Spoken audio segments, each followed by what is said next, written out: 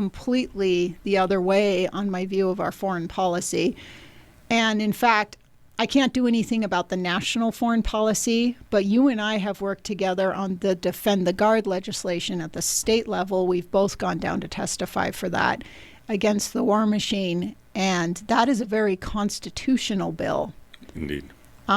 It gets a lot of pushback, but anytime you're trying to rein in the government, you get a lot of push. There's always a million reasons. This is essential. Reasons. Right. So it's kind of, when you step back and take a picture at all the arguments, it can be a little laughable. You're like, wait a second.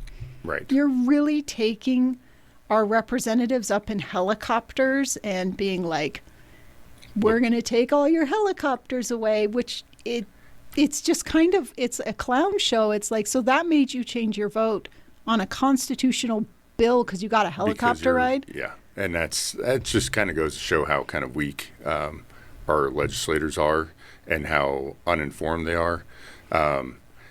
Yeah, you and I both worked on the Defend the Guard. It was a project that I took very personal, being a retired Montana Army National Guard soldier.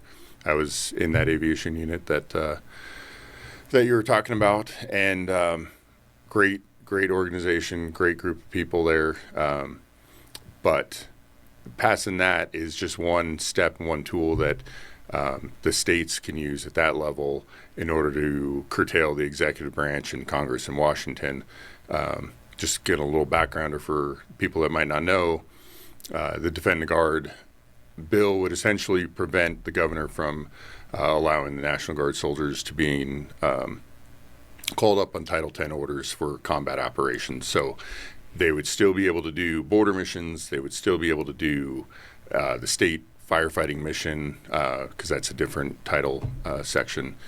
They could still do many of the things that they already do. They can augment active duty still, stateside. It just prevents that into actual combat operations. And again, it would just put that extra check because, during the GWAT, I think it was like 60% of the soldiers that were going into Iraq and Afghanistan were National Guard soldiers. And it was just this constant rotation through the states.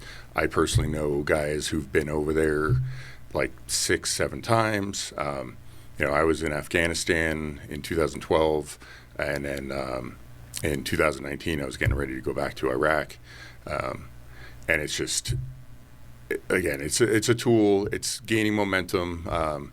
It's been proposed in many other states, and it keeps getting further and further each time. So I think that it's catching on, and people are seeing the value of it.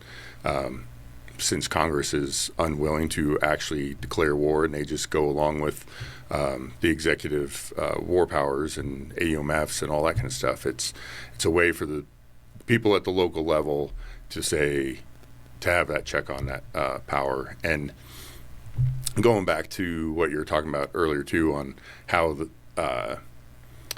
Overton windows kind of shifted on back after 9/11. People were gung-ho. I know I was.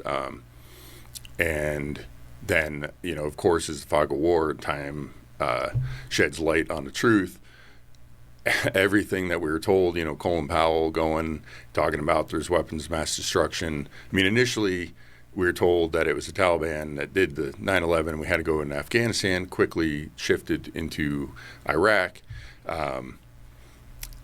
Which there was no proof, evidence whatsoever that Saddam Hussein had anything to do with 9/11. And I think that with media today, the mainstream media doesn't have the same control over us. So with, I guess, the dissident media, I don't know how we want to, but like right now, right, media. Like right now. There's a lot more truth that gets out there. They're not controlled by big corporations or the CIA psyops. They do spend a lot of money on psyoping us into whatever it is, whether it's war or COVID or whatnot. And I think people are starting to finally realize what they do to us. And, fear is the ultimate control tool. And that's, of course, always the one that they push hardest against, because once people are afraid, then they'll go along and do kind of whatever they're told. So, but the hope is that people are starting to realize this Iran